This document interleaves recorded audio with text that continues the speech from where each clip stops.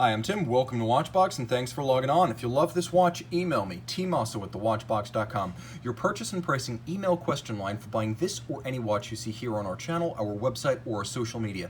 tmosso@thewatchbox.com. It's in the description below. Today, we're discussing a 350-piece stainless steel model from 2018, the IWC Portofino hand-wound moonphase edition 150 years, based fundamentally on the style of the landmark 1980s IWC Giant Portofino. This is one that is more technically adept in every way, while retaining the elements and the size, the style, and the sizzle of that famous original. Let's talk about that size. 45 millimeters in stainless steel. The watch is reasonably slim at 13.3 millimeters thick. From lug to lug, 53 millimeters by 22 millimeters thick between the lugs. That's a 22 millimeter spacing between the lugs. Throw it on my 16 centimeter circumference wrist, and it's big, saucer-like, flat, and flush. But that is the style with these.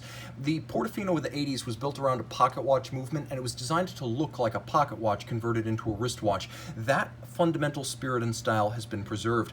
I could recommend this watch for a wrist as small as 15 centimeters circumference, though I probably wouldn't want to go any smaller. And I would also say that the watch is well suited due to its domed bezel and its low slung profile to fit underneath the dress cuff. Let's take a look at the hardware and the software. The strap is an IWC factory piece. As you can see, brand new, made in Italy by IWC's OEM strap supplier for upscale straps, Santoni. There's a lovely gloss coating on the top. It is a gloss black, medium rectangular scale alligator leather. It has a sheer-sided construction showing the layers of leather, a monotone stitch, and of course the Santoni signal orange on the bottom, which is not visible, I should mention, when it is on the wrist. A simple Portofino model-specific pin buckle, and then we roll around the case, and you can see the lugs are simple, straight, tapered, and designed to evoke welded lugs on a converted pocket watch. That is the look, and that is what IWC has achieved. You could see the IWC Probus crown, Probus Scafusia, good, solidly made watches from Schaffhausen. And then on the dial side, there's a sapphire over a 12-layer hand-finished lacquered dial. And that lacquered dial is a sort of off-white cream. It's not bone white. It's designed to evoke the enamel dials of 19th century IWC pocket watches from the F.A. Jones era. 12 layers, some of which are this off-white color, some of which are clear, each one hand-buffed. Now, you'll also note that the watch features glorious blued steel leaf-style hands for the hours, minutes, the power reserve, and the small seconds. There is a romantic moon phase up at 12 o'clock, and if you note, I have a quick set for both the date as well as the moon phase. So I have the romantic complication, and then I have the practical complication. I can also manually wind this watch, for it is a manual wind timepiece, and you can watch the power reserve advance across the dial over at 9 o'clock. Also appreciate there is a hacking or stop seconds function. So turn the watch over, and we have a fascinating movement with a special 150-year anniversary rose gold medallion inset. It is a big, broad movement, just like the original reference 5251 Giant Portofino.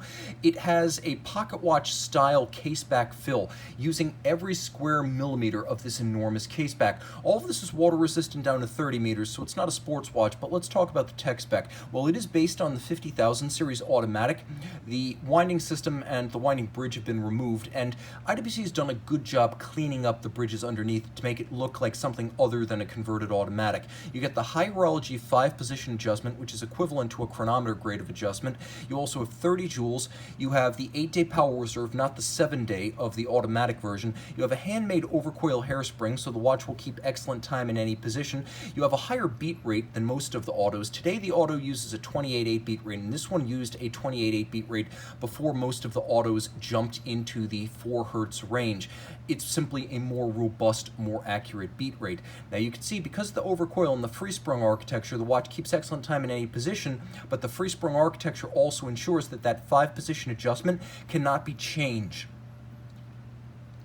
by a bump or disruption on the wrist. 350 pieces for 150 years of IWC. Email tmosso@thewatchbox.com for purchase and pricing details.